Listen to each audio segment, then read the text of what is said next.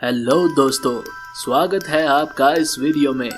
दोस्तों, ये कहा जाता है कि अगर आप पढ़ लिख कर खूब मेहनत करेंगे तो एक ना एक दिन बड़े आदमी बन जाएंगे और दुनिया भर में आपका नाम होगा। लेकिन हर कोई ऐसा नहीं सोचता। कुछ लोगों के ख्याल में बदनामी में भी नाम होता है और कुछ ऐसा ही ख्याल रखते थे बोनी और क्लाइड। जी हाँ, बोनी और क्लाइड अमेरिका के मोस्ट फेमस क्रिमिनल कपल थे जो चोरियां और डकैतियां किया करते थे। और अपने इसी काम की वजह से वो ना सिर्फ अमेरिका बल्कि पूरी दुनिया में फेमस हो गए। वो लोग कौन थे, वो रॉबरीज क्यों किया करते थे और उनका अंजाम क्या हुआ, ये सब आपको बताएंगे। लेकिन आप सभी दोस्तों से गुजारिश है कि हमारे चैनल को सब्सक्राइब कर लें और बेल आइकन भी दबा दें ताकि लेटेस्ट अपडेट्स आपको मिलती रहें। दोस्तों, बोनी पार्कर 1910 में टेक्सास में पैदा हुई, जो अपने 3 बहन भाइयों में से दूसरे नंबर पर थी। उसका बाप ईंटें बनाता था। वो सिर्फ 4 साल की थी जब उसका बाप इस दुनिया से चल बसा। बोनी अभी हाई स्कूल के सेकेंड ईयर में थी जहां इसकी मुलाकात रॉय थॉर्नटन से हुई। दोनों को किसी कारण स्कूल से निकाल दिया गया, जिसके बाद दोनों ने 25 सितंबर 1926 को एक दूसरे से शादी कर ली। उस वक्त बोनी की उम्र केवल 16 साल थी। उनकी डाइवोर्स तो कभी ना हुई, मगर दोनों एक दूसरे से अलग हो गए और बोनी दोबारा अपनी मां के साथ रहने लगी। दोस्तों, दूसरी तरफ क्लाइड बैरो 1909 में एक गरीब घराने में पैदा हुआ।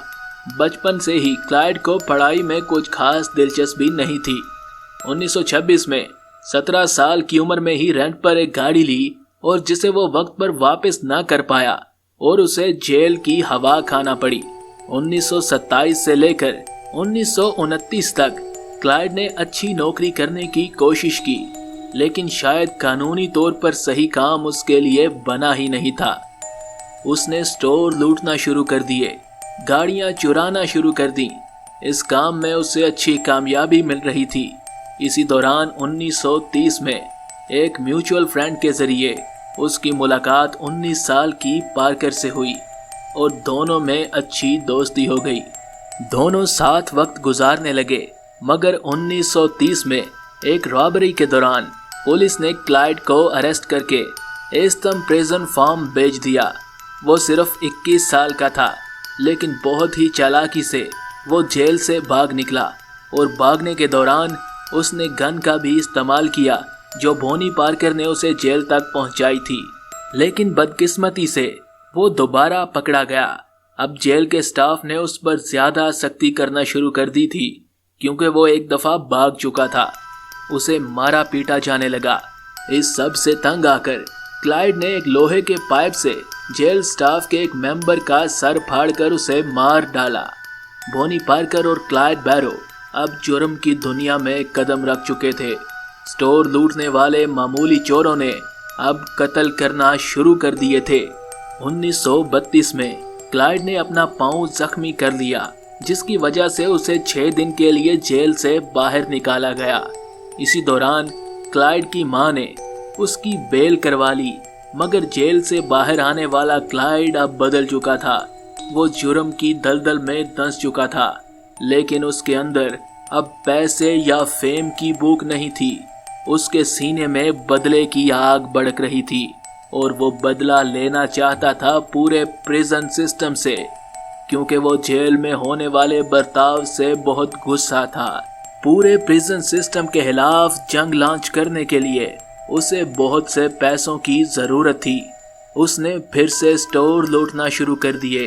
वो कभी गैस स्टेशन लूटता तो कभी किसी बैंक पर हमला कर देता। पूरे यूएस में उसका नाम फैल चुका था। एक आर्मर शॉप से गन लूटते हुए बोनी पार्कर पकड़ी गई, मगर जल्द ही वो जेल से छूट गई। अप्रैल 30, 1932 को एक स्टोर को लूटने के दौरान क्लाइड ने उस स्टोर के ऑनर को मार दिया। उस स्टोर के मालिक की बीवी ने जब पुलिस में कंप्लेन की तो पुलिस स्टेशन में क्लाइड की फोटो देखकर वो उसे पहचान गई थी। अब पूरी पुलिस फोर्स क्लाइड के पीछे थी वो उसे जल्द अज जल्द पकड़ना चाहते थे। 5 अगस्त को बोनी और क्लाइड ने एक लॉ ऑफिसर मूर को मार डाला और उसके अलावा 5 और लोगों का भी कत्ल कर डाला और वहां से फरार हो गए। इसी दौरान बोनी का हस्बैंड थॉर्टन भी एक चोरी के इल्जाम में पकड़ा जा चुका था और जेल से भागते हुए वो भी मारा गया था।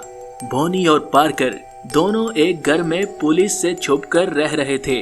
पुलिस के खास जासूस डिटेक्टिव हैरी ने इनकी लोकेशन का पता लगा लिया था।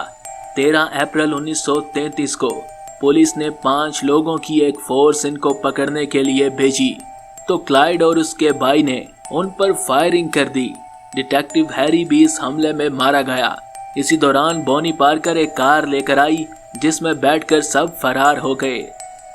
वो फरार होते हुए अपना सामान छोड़ गए थे जिसमें कुछ बोनी की लिखी हुई पोएम्स थी, एक कैमरा था और एक अनडेवलप्ड फिल्म। पुलिस ने वो फिल्म डेवलप की और बोनी और क्लाइड की पिक्चर्स रिलीज कर दी। अब अमेरिका के दूसरे इलाकों से बैंक्स और स्टोर लूटने की खबरें आने लगी थीं। बोनी और क्लाइड का गैंग उन इलाकों में पहुंच चुका था। उन्होंने लूट मार के साथ साथ लोगों को किडनैप करना भी शुरू कर दिया था। उन्होंने बहुत से पुलिस ऑफिसर्स भी किडनैप किए। इसके अलावा वो रॉबरी और चोरी के मुजरिमों को भी जेल से भगाने लगे थे। अब पूरे अमेरिका में खलबली मच चुकी थी। हर कोई बोनी और क्लाइड से छुटकारा हासिल करना चाहता था। पुलिस पर बहुत प्रेशर पड़ चुका था। क्लाइड के गैंग ने भागते भागते एक मेजर जो क्रॉसन को भी कत्ल कर दिया। पुलिस ने फाइनल स्टेप लेने का फैसला किया। पुलिस ने Texas ranger captain Frank hammer से राब्ता किया जो कि रिटायर हो चुका था, लेकिन उसने ये असाइनमेंट कबूल कर ली। 12 फरवरी 1934 को फ्रैंक हैमर ने बोनी और क्लाइड की तलाश शुरू कर दी, लेकिन वो मिलने का नाम ही नहीं ले रहे थे। 21 मई को हैमर और उसकी टीम ने बोनी और क्लाइड की लोकेशन का पता लगा लिया। अब वो फाइनल इनकाउंटर की तैयारी में थे। 23 मई 1934 को सुबह 9:15 पर बोनी और क्लाइड अपनी गाड़ी में बैठकर बाहर निकले तो झाड़ियों में छुपे हुए हैमर और उसकी फोर्स ने गाड़ी पर फायर खोल दिया। सारी की सारी गोलियां गाड़ी पर बरसा दी, जिसके नतीजे में बोनी और क्लाइड दोनों मारे गए और जुर्म की दास्तान खत्म हो गई। बोनी और क्लाइड पूरी जिंदगी शादी तो ना कर पाए, मगर वो चाहते थे कि जब वो मरे तो उन्हें एक दूसरे के साथ साथ दफन किया जाए। मगर बोनी की मां ने ऐसा ना होने दिया और क्लाइड को अलग से दफन किया गया और बोनी को अलग से दफन किया गया। दोस्तों, आशा है कि आपको वीडियो पसंद आई होगी। इस वीडियो को लाइक करें, चैनल को सब्सक्राइब करें और अपनी राय का इजहार कमेंट्स में ज़रूर करें। धन्यवाद।